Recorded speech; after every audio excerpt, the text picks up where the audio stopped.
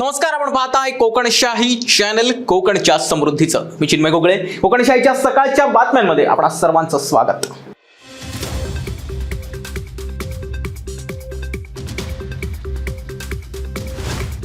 सिंधुदुर्ग जिल्ह्यात मुसळधार पाऊस पडत असून त्यातच आठवडा बाजार दिवशी कुडाळ आगाराचं वेळापत्रक कोलमडल्याचं दिसून आलं. त्यामुळे बाजारासाठी कुडाळ शहरात येणाऱ्या नागरिकांचे अतोनात हाल झाले.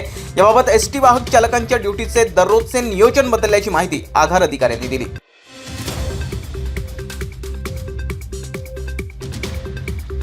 सिंधुदुर्गात कालपासूनच मुसळधार पावसाला सुरुवात झाली आहे. त्यामुळे देवगड वाडा येथील ग्रामपंचायतीनजीक रस्त्यावरून पाणी जात होतं, तर काळसे येथे मालवण धामापूर रोडवर रवळनाथ मंदिर नजीक ओढ्याच्या पाणी पातळीत वाढ झाल्यानं वाहतूक काही काळ ठप्प होती.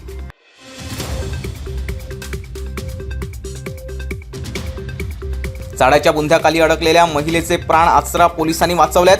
रस्त्यावर पेट्रोलिंग करत असताना मारुती मंदिर नजीक रस्त्यावर झाड पडून रस्ता बंद झाल्याची माहिती पोलिसांना मिळाली. त्या ठिकाणी जाऊन पाहणी करत असताना महिलेचा वेदनादायक आवाज ऐकू आला. यावेळी तात्काळ हालचाल करत महिलेला त्यातून बाहेर काढण्यात आलं.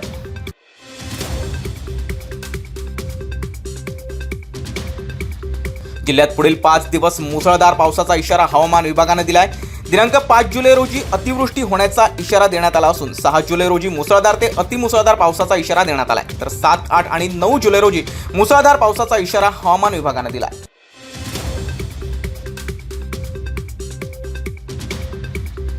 आंबोली धबधब्याला भेट देणाऱ्या पर्यटकांना पुन्हा एकदा तिकीट आकारण्याचा निर्णय घेण्यात आलाय. यात 14 वर्षावरील व्यक्तीला 20 रुपये तर 5 वर्षांवरील मुलास 10 रुपये शुल्क आकारण्यात येणार आहे. येत्या शनिवारपासून याची अंमलबजावणी होणार आहे. जमा होणारी रक्कम स्थानिक व्यवस्थापनासाठी तात्पुरतं काम करणाऱ्या मजुरांना तर उर्वरित रक्कम पारपोली, आंबोली आणि चौकुळगावच्या वन व्यवस्थापनासाठी वापरण्यात येणार आहे.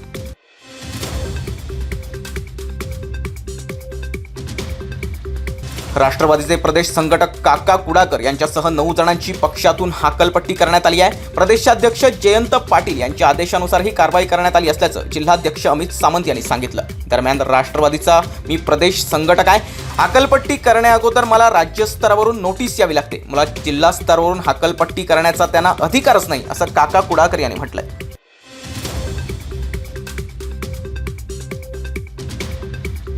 सिंधुदुर्ग जिल्ह्यात राबवण्यात आलेली शिक्षक आंतरजिल्हा बदलीची प्रक्रियाच मुळात चुकीची झाली. त्यामुळे जिल्ह्यातील 114 शाळा शून्य शिक्षक झाल्यात.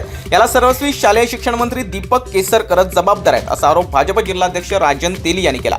दरम्यान सर्व निवडणुका भाजप स्वबळावर लढवणार असल्याची माहिती त्यांनी दिली आहे.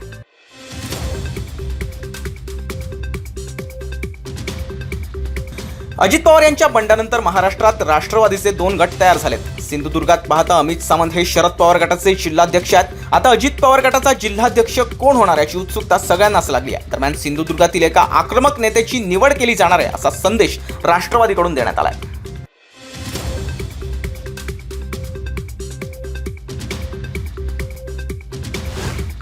आणि याबरोबरच कोकणशाहीच्या सकाळच्या बातम्यांमध्ये इथेच थांबतोय. पण तुम्ही मात्र ताज्या अपडेट्स जाणून घेण्यासाठी कोकणशाहीचं YouTube चॅनल आता सबस्क्राईब करा, फेसबुक पेज लाईक करा आणि इंस्टाग्राम पेजला फॉलो करायला विसरू नका. धन्यवाद.